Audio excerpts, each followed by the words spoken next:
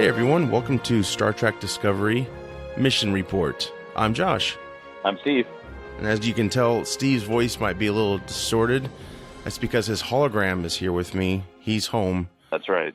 He's on a mission, from God, and we'll just go with that, right? So that's right. Yeah, I lost my driver's license in a freak accident, and your mom won't take you, right, to get renewed. Jeez. So that would be horrible. Well, before we get into this episode 6, Leave, I believe that's hopefully how you pronounce it. I have some good news for everyone. If you haven't heard already, Star Trek Discovery Season 2 has been greenlit. Boom. Boom. Very exciting. Pass the Romulan. Yeah, exactly. I'll tell you, man, I was really glad to hear it, especially so early on in the season. You know, I mean, we're not even quite halfway done yet, and exactly. And they threw it out there, so that's great news. I know. I was afraid it was like not true 100%, and then everyone else started sharing it, so I was like, well, it's got to be. So I'm excited. Right. Really excited because we don't know what kind of ratings this thing gets, and CBS appears to be happy, and their subscriptions have gone up a lot. So yay to Star Trek. Yeah, no kidding. That's great news. And I don't know if they're going to continue to keep it like a Netflix style where they really don't talk about the ratings, the views, or what have you. But yeah, as long as stuff's getting renewed, I'm pretty happy. Yeah, I'm okay with that. As long as, you like the show, you enjoy it. The ratings thing can really be a buzzkill, unless it deserves the ratings, example right. is the, not to talk about another show, but the Orville, that got just plummeted with all the critics, and I enjoy that show a lot. So I just took a chance on it, and even though, I know this show has been critically acclaimed ever since it premiered, so I'm not too nervous about that. I'm sure that helped a little bit as well. Yeah, there's a lot of, and we saw this way back with the movie Superman or Batman versus Superman. There's a bandwagon effect when you get a bad review or two, and then all of a sudden that's all that people are looking for. Everyone jumps on it. Yeah. Mm-hmm. Yep. Because like with the Orville, like you said, I mean, that show it's phenomenal actually. Yeah. It's a good balance. Balance. Yeah. Yeah, huge balance. Right. I mean, it's got some. Seth MacFarlane always finds a way to throw in some pop culture stuff, but he's a huge Star Trek fan, and he's taking it pretty seriously. Yeah, it's really a love letter to Star Trek. I think I really find it to be that. But yeah, let's dive into this episode 6 here. Overall, what are your thoughts on it? So, we're seeing more of this, mind meld stuff from a distance again in this episode, with Sarek being kind of ambushed a little bit on a quote unquote away mission for the Vulcans, a diplomatic mission, and his pilot, his Uber driver, was an extremist, and one explosion later, Sarek's kind of down for the count, and so it was a interesting. I think that's an interesting piece of how they're doing that with the Vulcan piece. I'm not sure at the very beginning of the show when they showed her kind of going into that mind. Mm-hmm.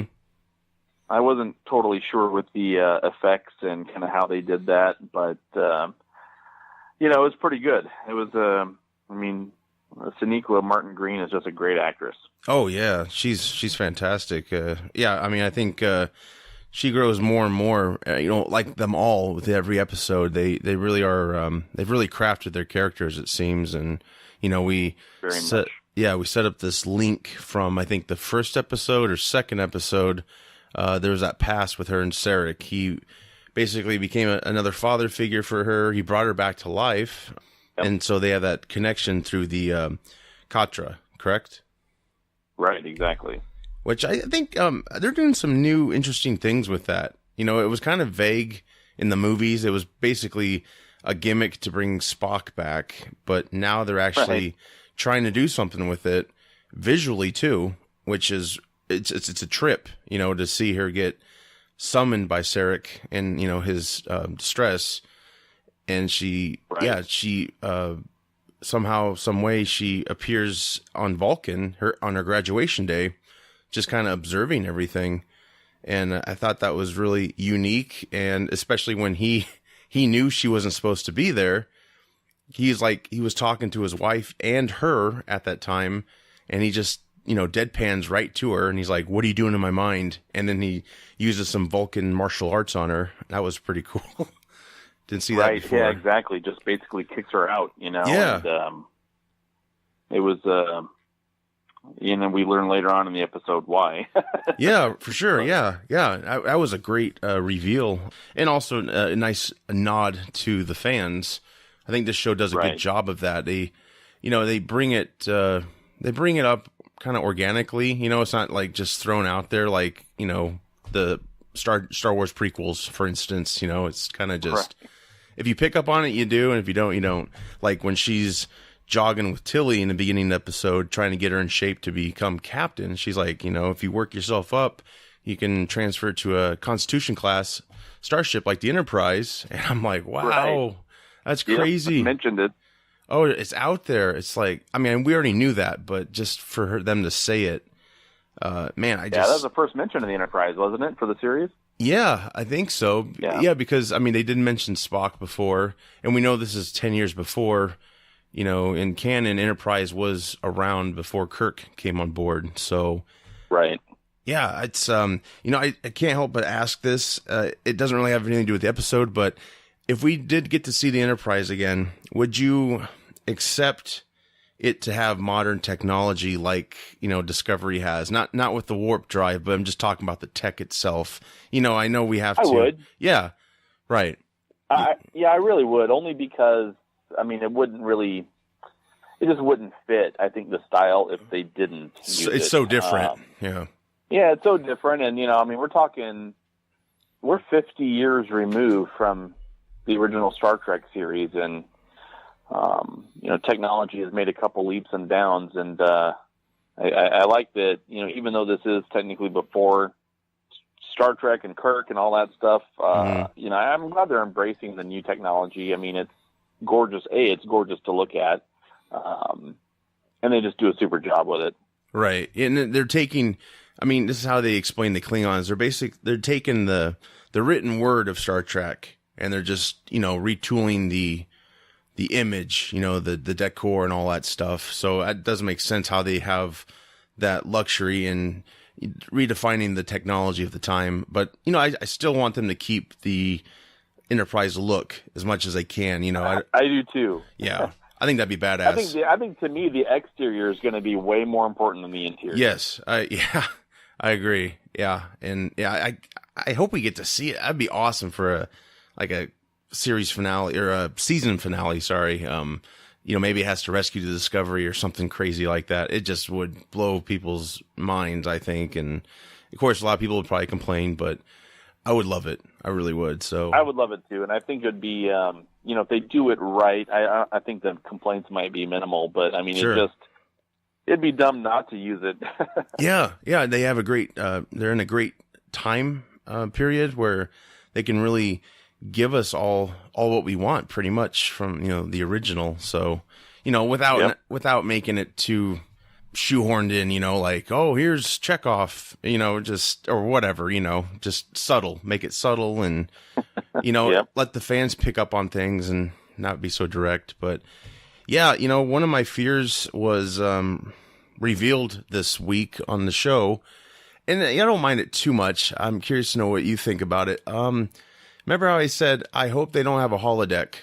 Right. And yeah, they were playing laser tag with Klingons in a holodeck type simulator. Wow. What'd you think of that?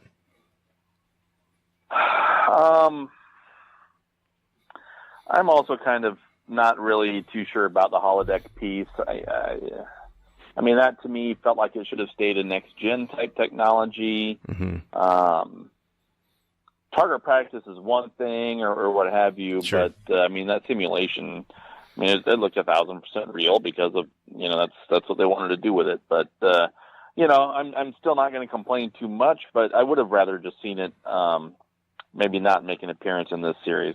seemed like a small simulation, so I think I could forgive it a little bit for that. But man, I knew immediately when they were battling, I'm like, this is either a flashback, which it can't be because they have Starfleet armor on. And I'm just like, no, this is what I think it is. I mean, I didn't hate it. I get it. But yeah, I kind of wanted that saved for, TNG, like you said. So yeah, it would have been at least have like cardboard cutouts come up or something, like they're playing Nerf or something. I don't know. I mean, it wasn't terrible. It was actually cool to watch. I'll give it that. And I liked, how he was kind of getting to know Tyler more through this, since that's how they met really in battle like that. A lot of suspicions, I think, arose to me anyway about Tyler, how he kind of, well, it's not a huge, like lie or anything, but he said he grew up in Seattle, and Lorca's like, actually, you're outside of Seattle. And that wasn't a big deal, right. That deception, or wouldn't even call it deception, but then he lied about his kill count. And I guess, adding those things up, it's like, there's a lot of mystery to this guy, I think. I do like him, but I don't know. I wonder if that's going to be explored. There actually is a crazy theory, which may be true. I will share that later on here. But, what'd you think of Tyler? Do you think he's hiding something? Yeah, I think the show has done a nice job foreshadowing that, he's hiding something, but they're not being too in your face with it. But yeah, you're right. I mean, on one hand, you can write off the Seattle thing because, if you're in some small town and you're 20 minutes away from the big town, most people just say, well, I'm over there by Omaha or I'm by Seattle or what have you. But then the kill count thing, and then just a lot of his subtle looks and things of that nature, when he's interacting with Michael and Tilly in particular, he just, and when you watch him eat, I think there was a clue there too. Yeah. So yeah, I think there's going to be more to him than meets the eye. Yeah, it's I do like the character though. I think he is a pretty good character, and he clearly does have loyalty with them. Because he has tried to. In this episode, he's steered Michael into a right path to deal with Sarek, and he offered his hand to greet her, even though he knew who she was, which you could say he admires her for what she did. There's a little attraction there, I think, too, which the preview for next episode, we won't get into it too much, but they kind of showed them maybe kissing or something. So I was like, that wasn't a stretch for me. So some sort of embrace, but it was, they had some good chemistry. It's going to be interesting to see how this plays out. Yes. If he's a double agent of some sort and how that'll work. Well, and I think some people have thought maybe Discovery itself is a Section 31. I believe that's the correct section. Top secret science division within Starfleet. They had a presence on DS9 towards the end. Right. Yeah, they have a lot of secrets, and a lot of people thought maybe Discovery was secretly that type of that ship belonged to them, given it's a science vessel and all the crazy technology they have. But yeah, he could definitely be one of them too. What'd you think of the Vulcan extremists? That was new to me. Trying to preserve their race so much that it really reflected our reality with extremists in general. What'd you think of that concept? I mean, the concept to me was interesting because, in Star Trek history, the Vulcan extremists have always been the Romulans, and right. And so, we haven't heard a mention of the Romulans yet that I remember. And so to see an actual group of Vulcans calling themselves Vulcans and being the extremists is interesting because, there's got to be some emotion involved when it comes to that sort of behavior. Anarchy and, that sort of chaotic type rift. So it's going to, I want to see that play out a little bit further. And I'm hoping as the series progresses, maybe we get an arc surrounding that because it was interesting. Yeah, we got to view that Sarek was known within his own race as kind of like a Martin Luther King type, I guess, trying to bridge the gap between humanity and Vulcans. And Yeah, that dude who killed himself was very calm about it. He died basically like someone did in Iron Man 3 from the Extremist program or whatever you call it. It was kind of a nice touch when he did the Live Long and Prosper. And then Sarek luckily was smart enough to put a force field around him so he didn't get all the blast. Still hurt, but... Right, yeah. Yeah, it still hurt, and it was enough to incapacitate him, but non-lethal. But at the same time, yeah, I mean, you basically had a suicide bomber, and that was... I thought the effects were pretty outstanding with that. Sure, especially in the space storm they're in. That was really that was trippy. The nebula, yeah. Yeah, that was really trippy. Yeah, so Lorca, he decides to well, first off, Michael gives quite an exposition of basically answered all our questions, which I appreciate. You could tell it was an exposition scene where she brought us up to speed on these Vulcan extremists. They succeeded in killing her and her family. She was dead for 3 minutes, I think, and then that's when Sarek brought her back with his Katra. We learned a lot about her actually tonight. Yeah, that was great. I mean, as she said it, I was like, yeah, this is a lot of exposition, but I get it. It's really answering a lot of questions. So it was really cool, and Lorca decides to allow them to go rescue Sarek, even though the Vulcan admiral he spoke with was not wanting him to do that. We got to see Dr. Stamets. Previous episode, he put himself in the warp drive. He injected himself with the warp dog DNA. His character's changed quite a bit. What do you think? Yeah, I mean, he's now obviously using the spore drive without complications, at least that's the implication we're getting. Mm-hmm. And so that's good. I mean, that's awesome. At first I didn't think I'd miss Warp Dog, but, I thought that would have been more interesting to see play out longer. But again, Anthony Rapp, he's great in that character. And, they've really got some, even though the names aren't maybe the biggest in the show, the acting's off the charts. Oh, for sure. Yeah. I mean, he does like a complete 180 pretty much with his character from going from he was a dick. Okay. I'll say it. Yeah. He was kind of a dick. But this episode, he is happy-go-lucky pretty much. And he's very observant and, just kind of just like has a buzz, we know what happened to him. So I think they're trying to show us yeah, he's not quite there. I mean, he's there, but he's very looser. He's loosened up quite a bit, and I'm sure they're going to play with that. And I'm sure he's really happy because he's celebrating almost the culmination of his life's work, and to be able to be the impetus behind this, spore drive now. I think as a scientist, he's probably in a place where he's just really, really pleased about that, and he's doing a good job conveying that too. Yeah, and it could be that for sure. I didn't even think about that. Just that accomplishment was so huge that it just satisfied him enough to change his ways a little bit. Because, he's having fun with Lorca and Michael. He's talking about, well, we could go in the nebula, but with our spore tech, those two mixed together, and he just makes a sound effect of an explosion. And yeah, he's just having a good time, you can tell. But he was able to design a synthetic mind meld machine for Michael to use to go out and get Sarek to communicate with him to establish a link, because his transponder is off, so they want him to get that turned on.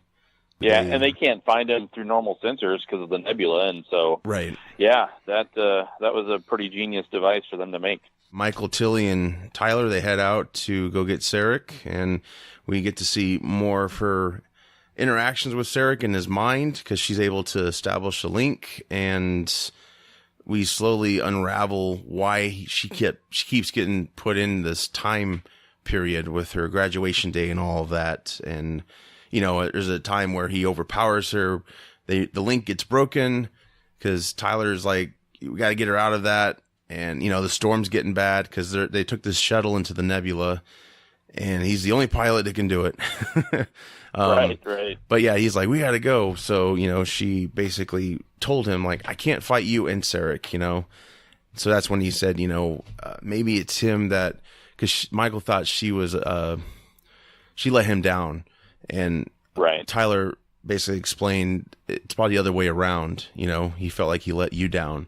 So she tried that approach, and then we got to see exactly what happened that day. She graduated, but then she didn't get accepted into the Vulcan Science Academy, which has, you know, been a big thing throughout canon.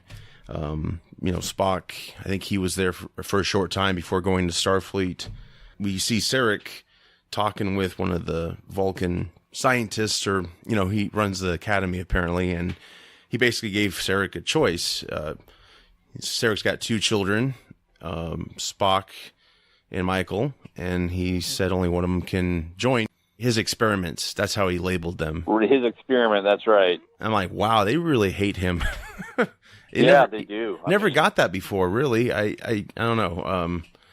I like seeing these new layers to Sarek, and obviously they wrote that in there to work with him more, you know, develop him more, which is fine. I think it's a good adjustment, and I did get a kick out of them talking about Spock, and basically Sarek chose Spock, and, you know, he told Michael, you know, in the end that choice was wasted because Spock ended up going to Starfleet, which is another great nod to, like, he's out there right now, he's on Enterprise. Let's go find him.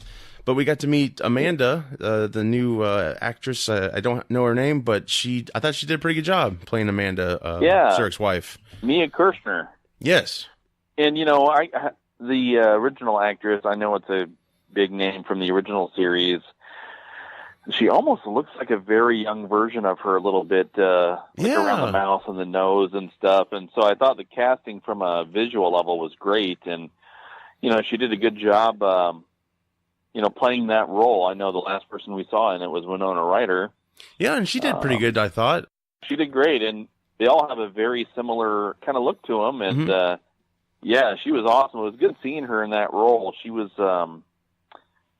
you know, I always looked at Sarek's wife as the very human yet very stoic type person, and she conveyed that greatly.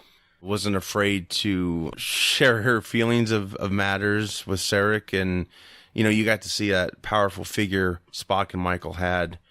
You know, she read them stories, and before we knew of Michael, obviously it wasn't created yet, but, you know, later on the Star Trek movies, Star Trek 4, Spock's mom helps Spock with that test, and, you know, basically saying, you know, you're human too. It's okay. Mm-hmm. So I think, she definitely represented pretty well, and I don't know if we'll get to see more of her, but, you know, I think we saw enough for now. I was satisfied, and, it was a lot of revelations, really, with the Vulcan culture and what goes on there. You know, it's not, you know, happy-go-lucky. Well, they don't believe in, they don't use emotion, so it's not happy-go-lucky, but you know what I'm saying. I mean, exactly. we got extremists, we got people who view Sarek's children as half-breeds, you know, pretty much, and so it's like, wow, Sarek doesn't really get the love that I think we always thought he did, maybe, you know. I mean, he was an ambassador, so I do want to give props to James Frain, I believe that's his name. He plays Sarek, and I think he's doing a great job. He's making it his own, and I just love what he brings to the character. I think he looks great too. You know, he really has that face that's perfect for a Vulcan face. You know, and that makes any sense. But you know what I'm saying? Oh, it absolutely does. I mean, they have an absolute certain look to him, and he has that, and he does a phenomenal job in the role. I think they nailed the casting with him. Yeah, for sure. So yeah, they all got to really shine in this episode, and of course, back on Discovery, Admiral Cornwell decides to come aboard because she's not too happy with Lorca's decision to send out a rescue party, because he basically hung up on the Admiral Vulcan guy he was talking to, and I think it was Tyrell might have been the name she said, but anyway, she said he was pretty upset for a Vulcan. And so she, you know, she had her suspicions of Lorca, you know, because he's just got back from being a POW for however long they were over there on the Klingon ship, the last episode. Of course, Lieutenant Tyler, he was on there for 7 months. So, you know, he definitely probably should have a few psych evaluations, but he definitely seems like he has it more together than Lorca does. Yeah. Lorca, he's basically, he's just saying his normal thing. I like to run things my way, and I'm fine. I've had all the evaluations done, and they all come out good. We did get to see in the last episode, which I think we forgot to talk about, but it was pretty important. Before he got Discovery, which is within that 6-month period when the war started, he had another ship, and he basically left his people. They were going to be captured by the Klingons. He blew them up to save them from being tortured and all of that, and that's how he got his eye problem. That was quite something, I even if he passed the test, I'm surprised Starfleet allowed him to have Discovery, and then he gets captured, and they're like, oh, okay, he's back. All right, well, he's probably all right. And then it just takes him to cut off an admiral to, oh, maybe we should go check him out. So Lorca's quite the ladies' man. We definitely found out that him and Cornwell had a past more than friends, and so he put the little moves on her, and basically was trying to shut her up from asking all the questions.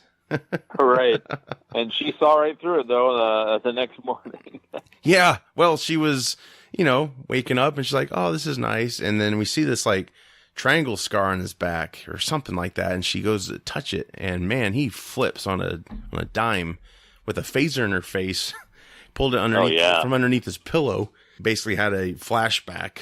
Yeah, she gets very upset, and she's saying that he's going to lose Discovery because he's not all there. It really starts to unravel with Lorca how we think of him. I imagine, especially towards the end of the show, we have Michael, Tilly, and Tyler. They get Sarek and bring him back because Michael got to Sarek to turn on the transponder, so they were able to locate him. They bring him back. Sarek can't go to his mission, which is revealed to be a peaceful meeting with, I think, 2 Klingon families that were rejected from the other families.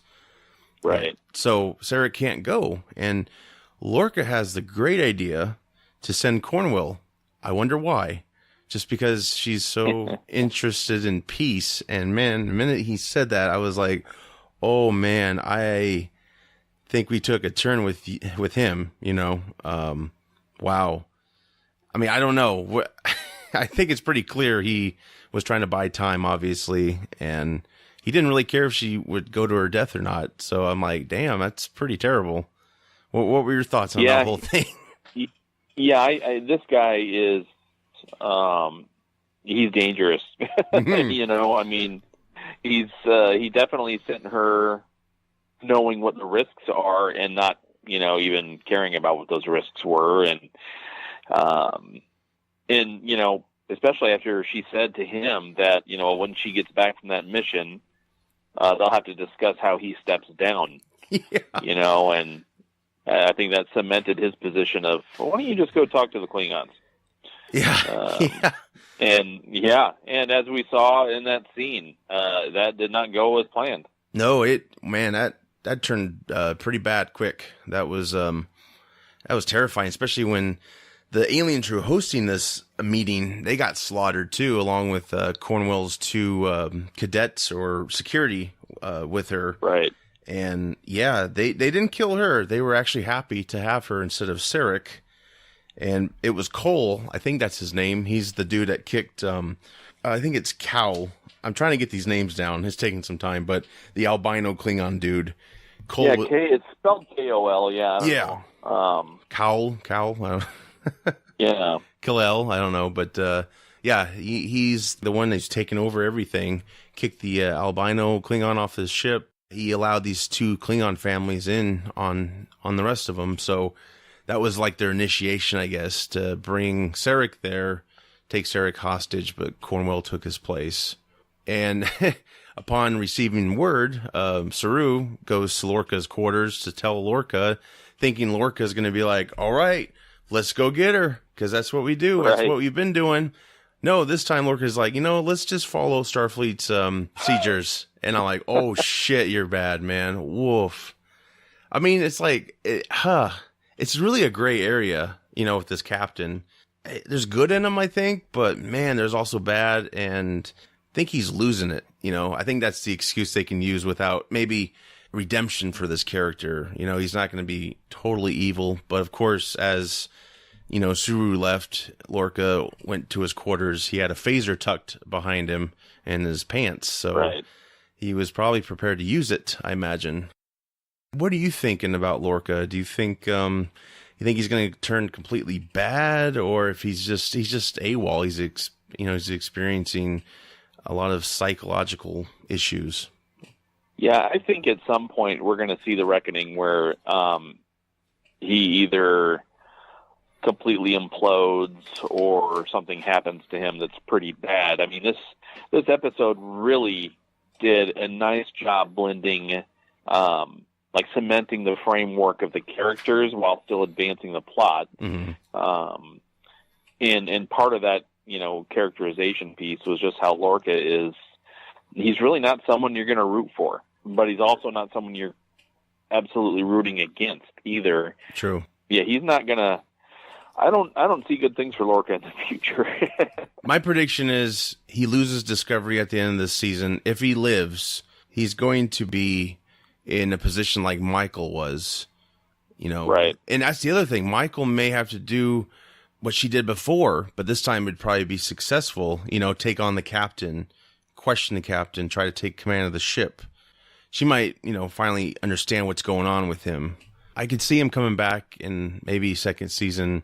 Maybe he's in prison or something, or maybe he'll just die. Who knows? I mean, I like the character, I really do. But yeah, this definitely every episode there's a turn. It's not predictable, which I like. I like that a lot. I think there's a reason why Lorca hasn't been this perfect captain to us, like Picard Right. and Kirk. He's got a lot of gray areas. Clearly, we're about to see one massive. Right. So that'd be very interesting what happens going forward. I don't know what the future brings for Cornwell or not, and maybe we'll have to stay tuned, I guess. Yeah, because I think he's absolutely hoping that she's going to die, so she doesn't come back and take his ship. Which, yeah, And, that's terrible, but it's like, Right, but that's what he wants, and if she does come back, I'm ready to see that explosion, what that looks like, because that'll be good. it's like a war with your own people, Oh yeah, along with the Klingons. I Yeah. did want to quickly discuss the Lieutenant Tyler theory. I don't know if you've read much about this, but there Yes. is some strange cryptic things going on here. Lieutenant Tyler is played by Shazed Latif. I hope I said that right. People think he also plays the albino Klingon, Vogue. Vogue is credited in IMDb as Javed Lukebal. I'm probably totally mispronouncing this, but the theory is maybe Vogue transformed into a human. Yeah. Every time they've brought this up maybe once or twice with Latif. He was like, "Oh, that's very interesting," and he said, "Well, if you look at IMDb, he's an actor. Of course, on the IMDb, Discovery is the only thing he's done, and it only shows him in makeup. You don't see his actual face." So Right. when Latif was pressed more about this, CBS publicist cut the interview off. So, yeah, I'm wondering what's going on there. Funny thing, Nicholas Myers, who directed Star Trek II and Star Trek VI, he's a consultant on this show. Apparently, his dog Stella has a Twitter account, and it's at Star Trek Dog. So, someone asked at Star Trek Dog, "What's up with Javed Lukebal?" I think I'm saying that right. I don't know. But anyway, that's the actor who may or may not exist. And Stella replied, "I'm an expert on Sherlock Holmes, not Dr. Jekyll and Mr. Hyde." So very strange. This might Very have cryptic. This might have some merit. I don't know. What do you think? Yeah, I think, like I said, they really did a nice job making it so he, we're seeing the foreshadowing of something greater than just him being, Lieutenant Tyler. Yes. And so once that happens, we'll kind of have to see. But you're right. I mean, Javid Iqbal or whatever, however you pronounce that. Yeah. Sounded better than what I That's all did. he's got. Yeah. That's got all he's got on his IMDb profile. And when you type him into Google, as I'm doing right now, Investigative reporter, Steve. yeah, well, that name is with a slight change in spelling, is a Pakistani serial killer. And right, and there is no search results for hang on, let me just yeah, here we go. There's nothing. I mean, you can't find anything about this guy on here at all. I think this might be correct. I'm calling it. Yeah, I think so too. I dig it. I really do. I just hope the payoff's good. I hope it's not a far stretch, but I do like that I'm not Dr. Jekyll and Mr. Hyde expert comment, thinking like, do they turn in and out of each other? Like, he was from a house of none, so that might have been a clue right there. Maybe he was a spy for for Starfleet, and he was posing as a Klingon. Who knows? I don't know if they'll really get into the supernatural of, completely changing a form or not. Maybe he's a shapeshifter. I didn't think about that. Is Odo Odo in Discovery? Right. But I think it's just crazy how they're doing this, because there's no one by that name really out there, and the only one has one letter off in the name, and it's a serial killer. So I mean, it's oh man, it's like saying, oh, his name's Charles Manson with an E-N instead of an O-N. I mean, that's basically what they're doing. So this is very clever. I like this. I really do. I dug that theory when I heard it, but that's great. Well, yeah, we'll have to stay tuned and find out. But yeah, of course, you can check out Star Trek Discovery on CBS All Access. Steve and I highly recommend that. Yep. Any last words for this show, Steve? No, just it was a phenomenal episode. It was a lot of fun to watch, and the series it gets deeper and deeper, and it's very high quality. I can't recommend it enough. Oh, for sure. I'm very excited. I think I watch every episode 3 times. It's just it's addicting, and I love the tech, and I love where they're taking Star Trek, and I really think people just need to embrace this show and just love it. Put down all your harsh criticisms, because it's just not merited. In this case, right? It's just not. Well, that's pretty much all I have too. So with that said, we'll be back next week. I'm Josh. I'm Steve. 2 to beam up. Live long and prosper.